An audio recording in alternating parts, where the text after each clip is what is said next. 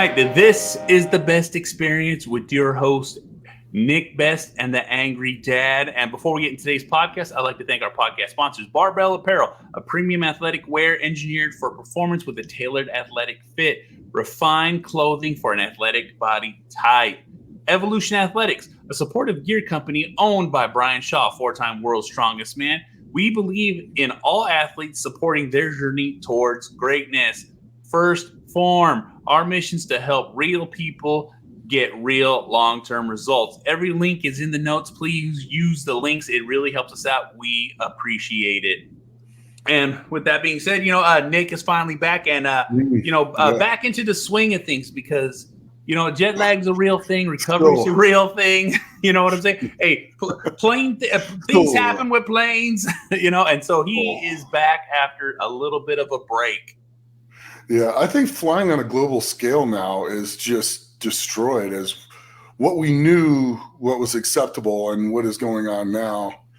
I think it's just destroyed. I mean, there's no room for missing planes and doing stuff that they'll make you late. And I mean, yeah, they'll put you up and they'll take care of you, but there is no stress or worry by them about inconveniencing your time on their issues, which is kind of crazy, but that's got stuck 5 hours going in because they were late leaving and then got stuck on the way out for a whole extra day in London because they left 45 minutes late and I had 15 minutes to get from one terminal to another terminal and through customs in London. That did not happen. So I had an extra day on the way home. But, I mean, FIFA was unreal. I mean, absolutely unreal. That hotel is the absolute, I don't know, the best place on earth for Strongman, period. I mean, the stuff's built into the hotel.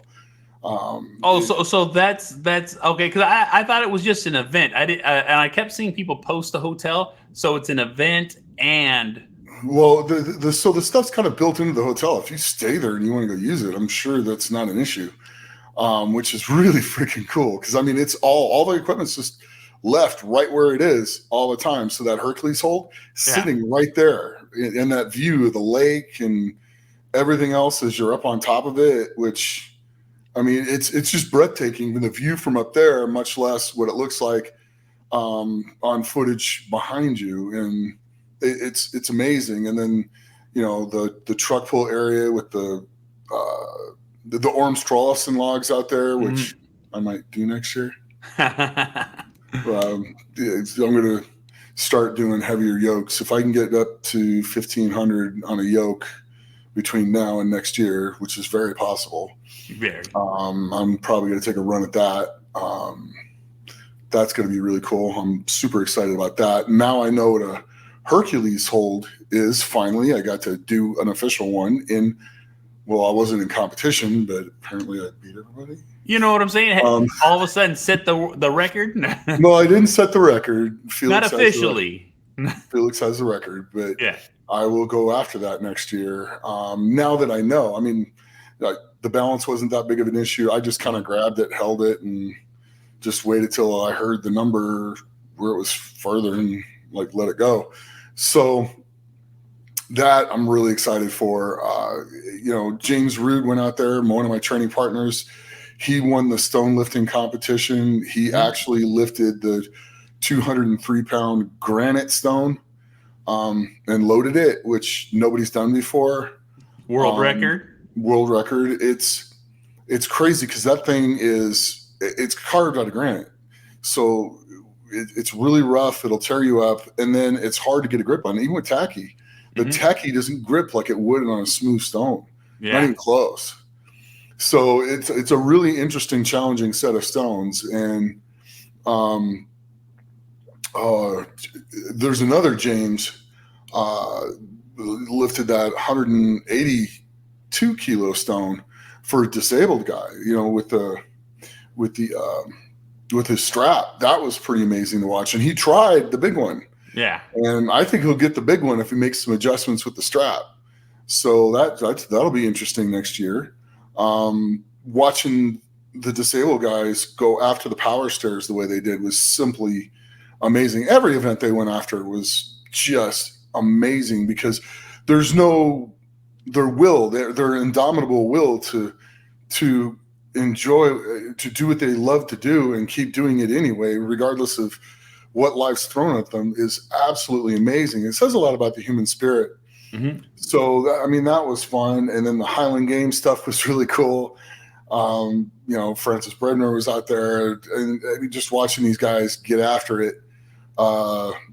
Rain, and that's the crazy thing. We had a couple days where it rained and it got a little cool, and we had a couple days where it was bright and sunny and got a little warm. So you went from like down into the low 50s, maybe even 40s, all the way up into the mid 70s. Which I will say is kind of like culture shock when I got back here. It was 150.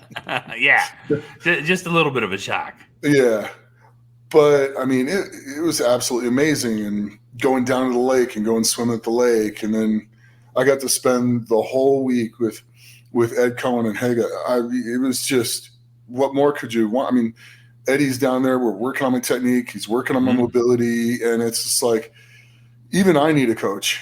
And it's really cool when the GOAT comes up and he's just like, hey, send me this stuff and do this. And then, yes, sir. That's it. We can say no. So, you know what I'm saying? Yeah, and it's pretty neat. And he adjusted a couple of things in my squat, and he adjusted a couple of things in my deadlift. So that'll be pretty cool. And then gave me a lot of stuff for mobility work. And it is not fun, and it is not comfortable, and it does not feel good. And I'll put up a collage of that later. But it works, and that's all that matters. And I'd rather be uncomfortable for a little while and then be able to move better and get down into my squat easier and get up out of my squat easier. Yeah. Than just not be as mobile. So that's cool, but it's not like pushing hypermobility. It's pushing the mobility to get to the movement, and that's it. Mm-hmm. So it's pretty neat when he's sitting up in there calling your depth and telling you to do stuff. It's pretty amazing experience. And I know already we're both going back next year. We did 3 seminars. We talked. We answered questions at will, and anybody's question about anything. We answered it. We might have shut off a camera or two, but it'd be like that. But it was still really neat. It was an unbelievable experience. Mm-hmm. Just so many knowledgeable people that were there. It's just utterly amazing. Kiki and Eagle do a phenomenal job putting that thing on. I can't thank them enough. I cannot wait till next year. So if you want to see this thing, book it now, because it's not. Yeah, they literally just posted it today. Yeah, they literally. Yeah. I was just scrolling through Instagram this morning. They just posted the info for it today. Mm-hmm. And man, literally a year in advance to get in. That's letting you know how popular this place is. Well, and then they have a guy there that does tattoos, but he does them by hand. Nice. The needle and yeah, he does them by hand, and he does them old Nordic style. So he does. And if I go with you next year, I'm definitely going to get me one of those. Yeah, that could be happening. So. It's pretty cool. I mean, just all the way around, it's a very special place. And if you like the Highland Games or stone lifting or strongman, you got to go to the FIFA Power Week. I mean, it is the whole hotel is meatheads, all of us. It's everybody who lifts and trains and does stuff. They all get together. They have the Viking Games. There's a dance hall there as well, and they do Viking games. So they wrap ropes around your neck and get you leaning in different directions and tell you to pull. There are 4 guys that grab the ropes and try to head the corners, grabbing the sticks. Then there's I forgot what they call it, but it's basically a pillow fight on a treasure chest that happens to be an ottoman.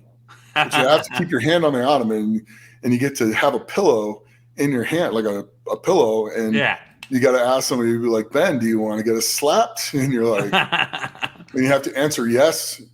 And then you're like, are you sure? And as soon as you say yes, we can swing. And people like say yes and they duck down, but they can't see. You're wearing a blindfold. Yeah. So it is funnier than heck to watch. I mean, it really is. And it's fun to do. And it was kind of neat. And then Ode Hagen was there, and they had grip contest and arm lifting, stuff like that, which somehow I ended up in after that Hercules hold. Not really sure about that, but it was fun. I mean, still, it's the first time I ever did the other events in those. And I've done the Rolling Thunder before, but I haven't done it in probably 20 years, almost 19 years since probably done those 3. So yeah, but it was just a lot of fun. It truly was a lot of fun. And you got to experience it. And the food up there, I don't even know where to begin with the food, because Norway is not like the United States. We don't put additives in our food there. Yeah. They don't. I mean, what you get for food is the food. And man, about day 2, you feel completely different than the way you do here. I mean, that's crazy. Yeah, it says a lot about our FDA and how. Yeah, no, it definitely does. The one thing I did notice is everyone, because I was following it as closely as I could through stories and posts and stuff like that. Mm-hmm. And you were there judging, you were there calling. Yep. And everybody just was talking about you just being at the event, how great it was to just have one of the best sit there and judge, call, and be fair, and also to make pointers, because that's a lot of the times that a lot of times I said, like when a lot of people were saying is like when Nick Best tells you how to adjust, you listen. Thanks. No, it was really cool because I mean we're doing it and I want to see the guys hit the lifts. And if you're lifting up, I'm not going to just sit there and make you hold and put your head through without telling you to put your head through. And we're like, put your head through. Okay, that's a warning. Put your head through. Yeah. That's another warning. Next one, head's not through. No lift. That's it. It's stuff like that. But I'll tell you to put your head through or lock your knees or, your elbows aren't quite right. That, stuff like that. I'll tell them while they're doing it. I want to see them be successful. Yeah. That's the thing that annoys me about just judges in strongman and in powerlifting for that matter, is nobody can give you any feedback as you're going. You just got to do the lift and they don't say anything. It's just like, how hard is it to tell somebody knees in a deadlift that they got soft? You don't know it. And somebody says knees, you're going to lock your knees and then you get the lift. Yeah. It's what's wrong with that? You know what I'm saying? There's nothing wrong with that. You just work 12 weeks or longer or all year to do that. And because you can't see the feedback, it's, and if he still can't lock his knees, then, well, you can't, you didn't get the lift. Exactly. But I mean, other than that, so it was absolutely an amazing experience. I can't wait to go back. And then, I mean, it's an old place. It was built in like 1860 for the King of Norway. Man. And I guess I stayed in the Prince's room, which is pretty freaking cool. I'll take that all day. the view from my room was pretty cool. I had a little balcony and stuff. But, I mean, it's at a ski resort, so they're skiing there during the winter. Mm-hmm. And then they do a strongman contest during the winter, too. They do the World's Strongest Viking there in January and February-ish, every year as well, where they'll pull a boat and still do, the Hercules hold and some of the other stuff that's out there, and the stones and the power stairs. But they'll also pull a boat instead of pulling a vehicle, which is pretty neat. That's pretty cool. Yeah. But you can climb up a mountain as well. So you get up to the top of the ski lift, and then you got a whole nother half a mountain to climb to get to the top. But that one's it's a lot more climbing. You're in through the rocky areas and you're going up. But man, you get up there and you can see 360 all the way around you. Damn. That's so crazy. The 2 highest mountain peaks in Norway you can see from there. Yeah. And you can still see the snow on the mountains and just everything else. And it's just breathtaking. It's beautiful. Alex had a drone and he was flying that around up there. And the video from that drone was like unreal. So it's just, man, if you're going to go to Norway, that's the place to go. That's it. It truly is. And then Then there's the FIFA. They call it the FIFA 15, but I don't know. I'll call it the FIFA 5 because I gained 5 because the food was so clean and you just eat, eat, and eat. But I came back feeling pretty darn good. That's good. That's good. All right, let's shift things here. While you were gone, there was actually quite a bit of events happening. Chad Coy had his show going on at the same time as FIFA. George won. Yeah, exactly. You know what I'm saying? So like the pictures and videos look real good. So I was like, oh man, Chad's went off without a hitch, and I'm glad it was as successful as it was. Yeah, George, Mikey, and Albie. Yeah, Big Bad Santa. That's it. 1, 2, 3. And with the winners of those, I believe they got their membership paid for Pro Strongman League. Oh, cool! Right. So I believe that's correct. And then also too, we had a big win over there in what was the name of the hall? It was the most famous Royal Albert Hall. There we go. You know what I'm saying? So Evan pulled it out, man. He won. And Evan's going to be tough to deal with in the next year. He got 5th at World's Strongest Man. Yep. And to me, he should have got, to my personal opinion, I love Evan. I think he should have got probably 3rd. Mm-hmm. But I think there was a glitch on the tacky, and I think it cost him. Yeah. But it looks like he corrected it now. It's neither here nor there because he just won that, and he'll be back next year, so that'll be good to watch. Yeah. Tom came on strong as well, and then Mitchell also did very well. Mitchell's in a good spot, and then kind of lost it on the stones a little bit, but stuff like that happens. It's a learning experience.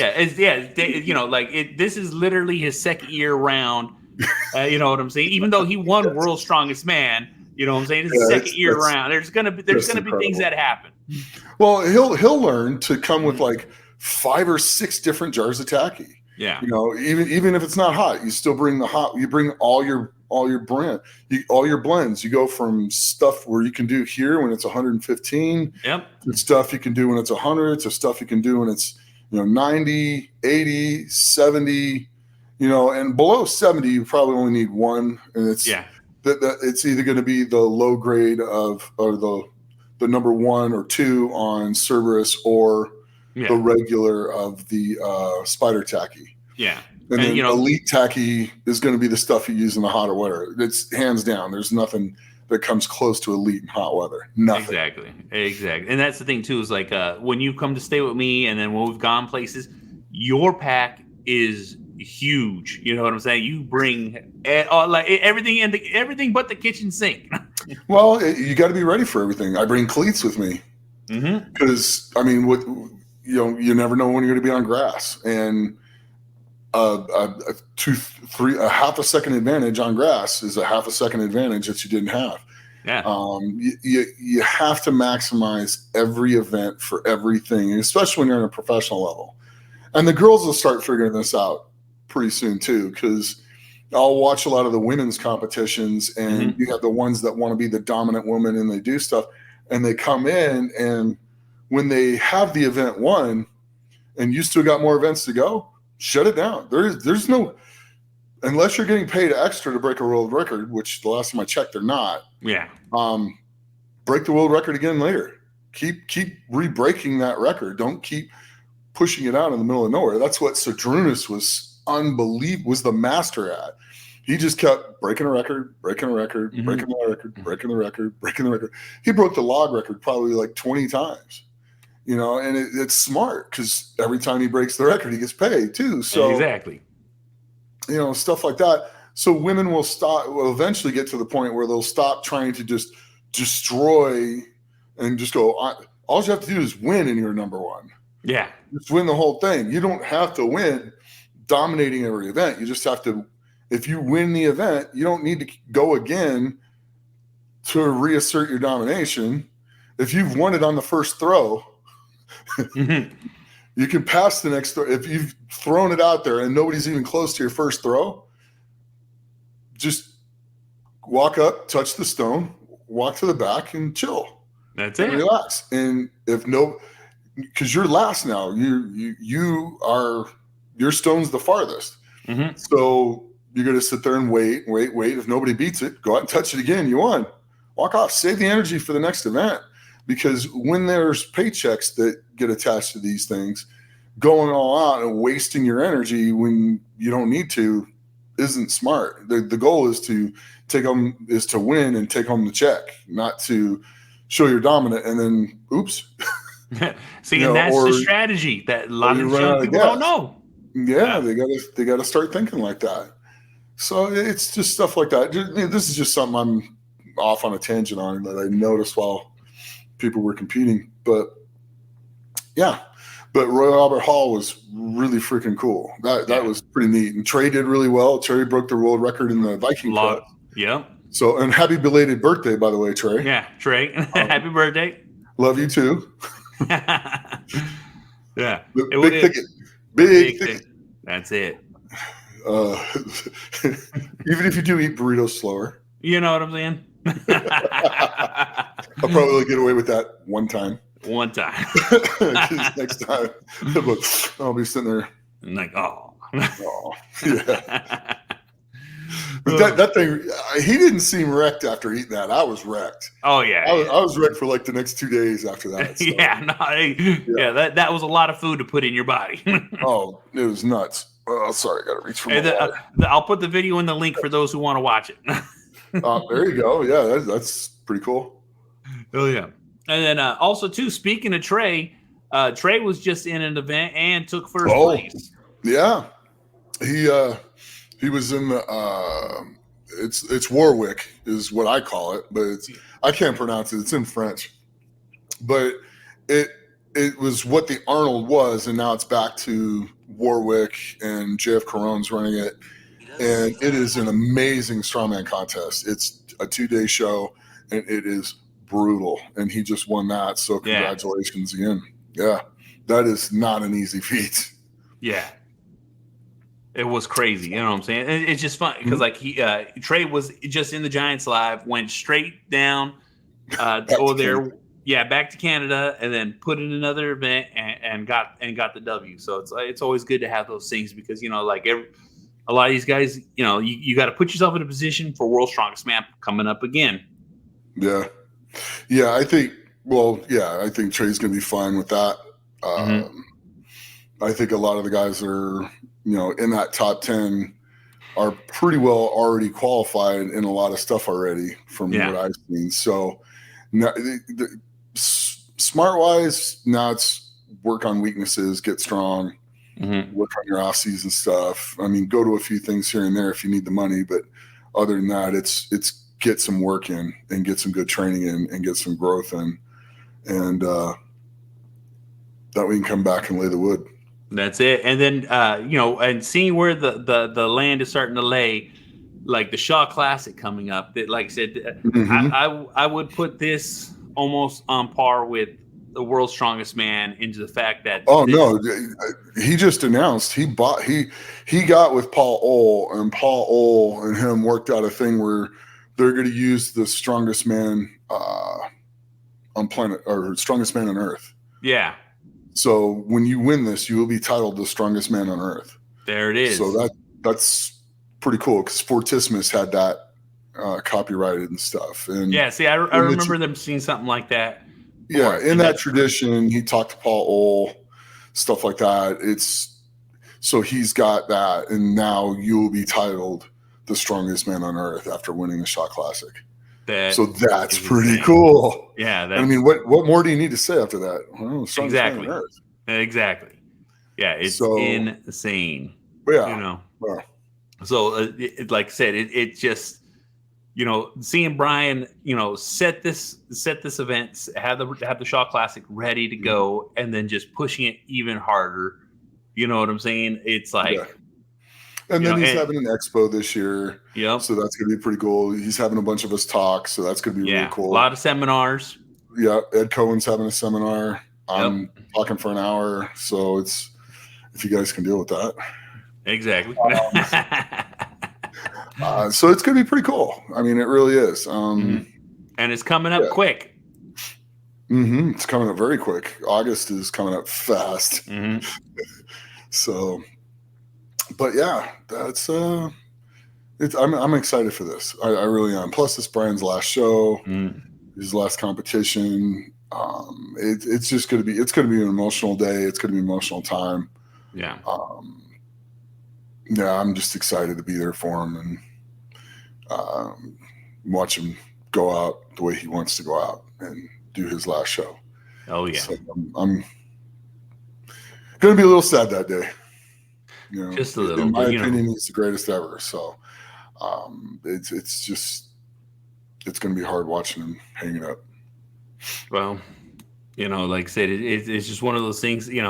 He's maximized this sport as much as possible, and with that what he's done for this sport and what he's been doing for the sport, and when he continues to do the sport, will live on forever. So that's one of the things that his drive to be great, his drive for excellence, his drive. You can already see this is his 4th year in putting on his own contest, and he's filling an arena. Which Worlds is doing an arena this year too. Yeah. So,